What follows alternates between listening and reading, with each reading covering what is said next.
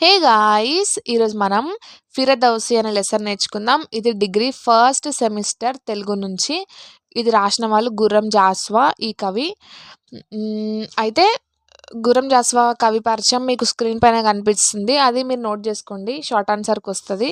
ఒకవేళ గుర్రం జాస్వా షార్ట్ ఆన్సర్‌కి రాకున్నా ఈ ఆన్సర్ రాసేటప్పుడు మీరు 2, 3 లైన్స్ అబౌట్ కవి రాసిన తర్వాత ఆన్సర్ రాస్తే మంచి మార్క్స్ వస్తాయి. సో, 'ఫిరదౌసి' అనే లెసన్ చాలా ఈజీ లెసన్. నేను మీకు ఇంకా సింపుల్‌గా 2-3 మినిట్స్‌లో అయిపోయేటట్లు చెప్తా. 'ఫిరదౌసి' అంటే ఏందంటే ఒక ఫార్సీ కవి పేరు. ఫార్సీ కవి 'ఫిరదౌసి'. అయితే గజనీ మొహమ్మద్ అనే ముస్లిం సుల్తాన్‌కి ఆయన చరిత్ర రాపిచ్చుకుందామని 'ఫిరదౌసి' అనే కవిని పిలిపిస్తాడు. పిలిపిచ్చి ఏమంటాడు, "నువ్వు నా చరిత్ర రాయి" అని చెప్తాడు. సరే అని ఈయన 'ఫిరదౌసి' అంటాడు. అయితే ఏమంటాడంటే, "ఒక్క పద్యానికి ఒక బంగారు నాణ్యం ఇస్తా" అని ఈ సుల్తాన్ చెప్తాడు.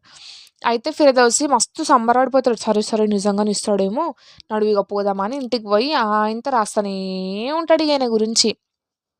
మస్తు రాస్తాడు. 'షానామా' అనే రచన చేస్తాడు. 'షానామా' అంటే రాజుల చరిత్ర అని అర్థం. మస్తు రాసేస్తాడు. 30 ఏండ్లు పడతది దీని గురించి రాయనీకే.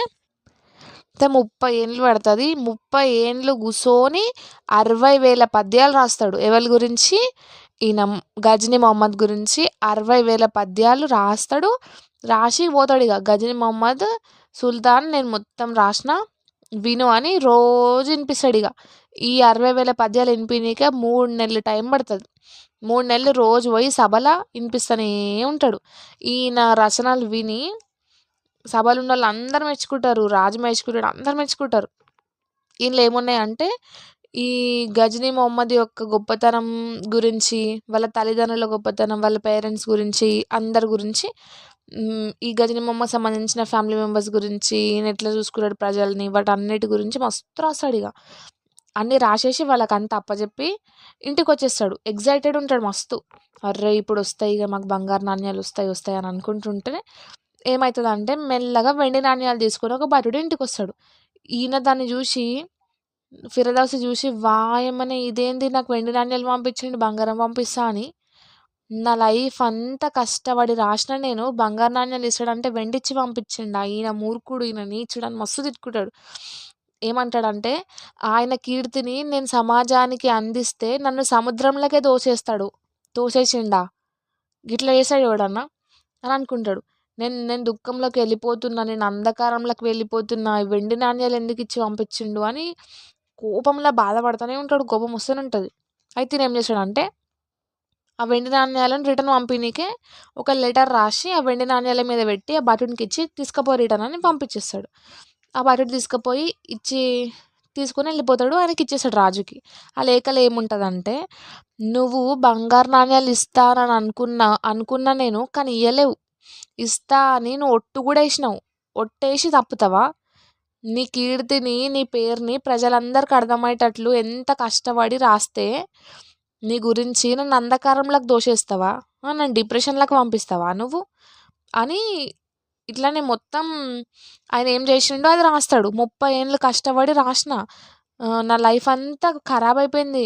అంత పెట్టి రాస్తే నువ్వు వెండి పంపించి నన్ను ఖరాబ్ చేస్తున్నావు నా లైఫ్‌ని అని అంటాడు. ఎందుకంటే ఒకవేళ ఈయన 30 ఏజ్ ఉన్నప్పుడు రాయడం స్టార్ట్ చేసినా 30 ఏండ్లు దీనికి పట్టిందంటే 60 ఏళ్ళు రిటైర్మెంట్ ఏజ్. ఇప్పుడు ఆయనకు బయట కూడా ఏడ పని దొరకది. కాబట్టి అట్లా కూడా రాస్తాడు. రాసి ఆ లెటర్ ఇచ్చేస్తే గజనీ మొహమ్మద్ లెటర్ చదివి ఏమంటాడు, కత్తి తీస్తాడు. "నడు వీడిని చంపేసొద్దాం నడు" అని అందరికి చెప్తాడు. అయితే అందులోకెళ్ళి ఒక భటుడు విన్నోడు దబ దబ దబ ఉరుక్కుత వస్తాడు. వచ్చి ఈయనకి చెప్తాడు, "ఫిరదౌసి నిన్ను చంపనీకే రాజు కత్తి పట్టుకొని వస్తాడా అంటే ఇప్పుడు సప్పుడుదాకా ఈడికెళ్ళి పారిపో ఎక్కడనన్నా పో, లేకపోతే చచ్చిపోతావు చూడు ఆయన చెయ్యిల" అని చెప్తాడు. చెప్తే ఈయన నవ్వుతాడిగ.